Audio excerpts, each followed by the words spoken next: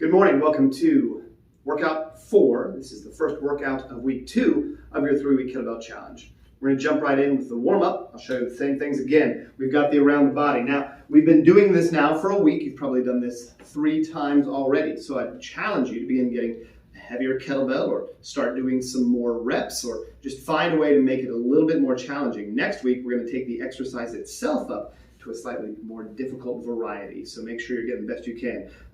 Want to see a stance that's about hip distance apart. Want to see a nice tall body, tight core. I like to start up here, but we're going to come around. Hand off, hand off, hand off, hand off. We're doing a whole bunch in one direction. Then I like to switch here, push back, and hand off, front and back. Okay, staying up nice and tall, trying to keep from swinging too far side to side to resist the momentum of that kettlebell. We go straight into halos. Again, I hold it here. I've seen some people holding it here. Whatever you like, just don't drop the kettlebell. That's really all I care about. Elbows up, around the head. Okay, we're warming up the shoulders here. Those isometrics, a little bit of rotation there. And then finally the farmer's carry. Racked carry, right? Yes, racked carry, 2 kettlebells. So I saw some of you doing this week. Great job. Maybe a little bit of a misunderstanding on how to do this one. We need 2 kettlebells right here on the racked carry. Get down low so you can see it here. Elbows tucked in, kettlebells resting on the forearms. Nice strong wrists there, all right? And you just walk around. Again, you should probably be going for heavier kettlebells and a longer carry as this workout progresses, as these weeks progress, because you're getting stronger, right? Find a way to time that, walk around.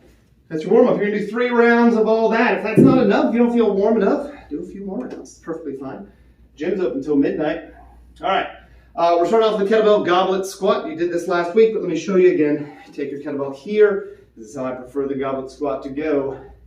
Drop it down, elbows getting in line with those toes. Feet staying flat. Heels are definitely staying down on the ground. Again, I'm just asking for 10 reps, but since you've already done this, let's go a little bit heavier, right?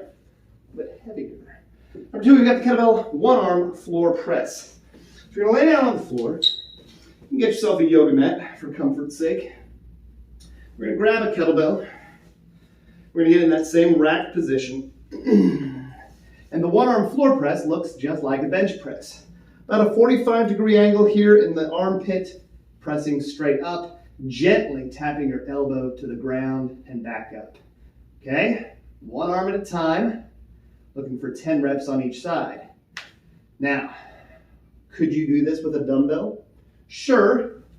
Would that be as cool? No. These kettlebells are cooler. So use a kettlebell. It's going to be a little bit uncomfortable on the forearm, but that's kind of part of the joy of kettlebells, right?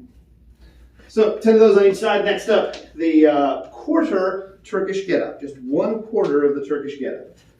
We're working on Turkish get-ups today and all this week and all next week. It's one of the greatest kettlebell exercises there is. It is a total body exercise. Let me show you how to best do that. I'm going to show you with the kettlebell on my left side so you can see how my right side is set up for this. I'll try to get in a position where you can see. So for any Turkish get-up, whatever side the kettlebell is going to be on, that knee stays bent. Yes, that knee stays bent. The kettlebell is up in the air. Opposite leg is straight, and the opposite arm is out to your side. Okay? Now I need a kettlebell up there. So I'm going to carefully get that kettlebell into position. When you're doing Turkish get-ups and that kettlebell gets heavy, you want to make sure you're still doing it safely. So everything is nice and flat. I'm going to drive this foot into the ground, and I'm going to roll my body towards the camera. But with that arm down there, I'm going to lift up onto my elbow. So step 1. Right there. And you'll note that my left arm is pointing at the ceiling the entire time and my eyes are on it. I'm going to keep your eyes on the kettlebell as much as you can because it's a big heavy piece of iron. You don't want it falling on your face. From here, I'm going to push my right hand into the ground and drive up. Now that's your quarter Turkish get-up. That's all we're working on today. Back down to the elbow, back down to the floor. I'll show you one more time. Roll up to the elbow, press up to the hand, back down to the elbow, back down to the floor. We're going to do 10 of those on each side. Just a little note, when you finish, you need to switch sides. I like to move the kettlebell up around my head like that. You're going to be tempted to bring it down and like move it over your body, which again, once the kettlebell gets really heavy, it's just not super safe. Don't want to see you guys dropping kettlebells on yourselves. We've got the kettlebell deadlift after that. We've done this before, but just for a refresher, narrow stance, heels about hip distance apart, toes turned out slightly. We're hinging, so the hips are going back. So we grab the kettlebell and lift. Now we've done this off of a step or off of a bench, which allowed us to get a little bit less range of motion. Now that you're stronger and you're better, maybe let's go all the way to the floor. 10 reps, and then finally the one-arm waiter's carry. One-arm waiter's carry. This is great and wonderful and fun. And I hope you love it just as much as I do. We need a kettlebell in the overhead position, all right? First time we've really tried to hold this position, we got here at the end of the press before, arms locked out, biceps right next to the ear, good strong wrist, kettlebell resting there. I don't know if you can see the kettlebell from this angle. I hope you can, because I'm holding it up in the air. Now, my left shoulder is not as mobile as my right shoulder due to an old rugby incident. And so this position is way harder for me than it is on the right. That's why I'm showing you on my left so you can see me struggling and laugh at home. But you're just going to hold this position. You're going to walk with it, obviously, but small room, okay? And then when you're done, you'll switch sides and get the other side. Oh yeah, look how easy that is. That feels just fine. Try to keep the shoulder pulled down, okay? We don't want it shrugging up like that. Keep it pulled down, tight core, as you walk around, smiling at people around the gym or looking at you like you're a crazy person. Again, part of the joy of working with kettlebells, okay? 30 seconds on each arm, if you can. I'd suggest you start with your weaker arm or whichever shoulder you know is a little bit tougher to work with.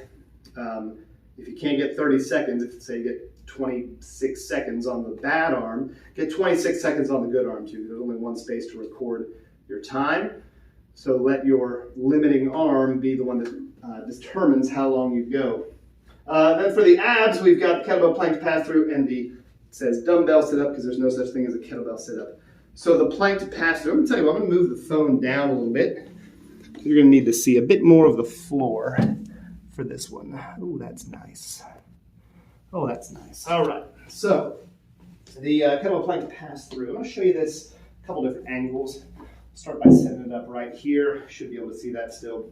We're going to be in an arm plank, so a straight arm plank. Hands down, feet just a little bit separated here. And then you're going to take your the hand that's on the opposite side of the kettlebell, lift that kettlebell up, place it here, switch sides. Okay? And we're trying not to rotate the hips big time on this. All right? The temptation is going to be to do something like this, right? Really like crank it over there. Maybe even pop the hips way up to make it easier. Don't do that. Keep it in the plank. Keep it tight. Move it across. Show you that from the front. So put that there. There's a teeny little rock on the floor. That hurts. So from here, maybe a little narrower than that, John. Right there, okay? We're looking for 10 on each side. 1, 1, 2, 2. Got it? Finally, the kettlebell sit-up. Now on this one, you might need to brace your feet under something. I might need to brace my feet under something. I'm going to try to show you one without putting my feet under something. We'll see how it goes. One thing you can do is straighten your legs out, right? Because if you're here, the weight of your legs, the center of mass is like here. If you bring them out here, the center of mass moves down a little bit, which is going to help you do that sit-up. Just does put a little bit more pressure on the back. So that's a 12 kilo kettlebell. I'm holding it up in the air, and I'm going to press and sit up. Maybe. There we go, right there. Now that's the press sit up. I believe this one is just called a weighted sit up, so we're going to hold it here. Same thing. That's a little bit easier, probably. Easier on the shoulders anyway. Okay? 10 of those. That second version was the one I think that the video calls for. I think the press sit up will come later. So apologies, but I'm not going to edit that out. You can just see me making mistakes. All right. So that's workout 4.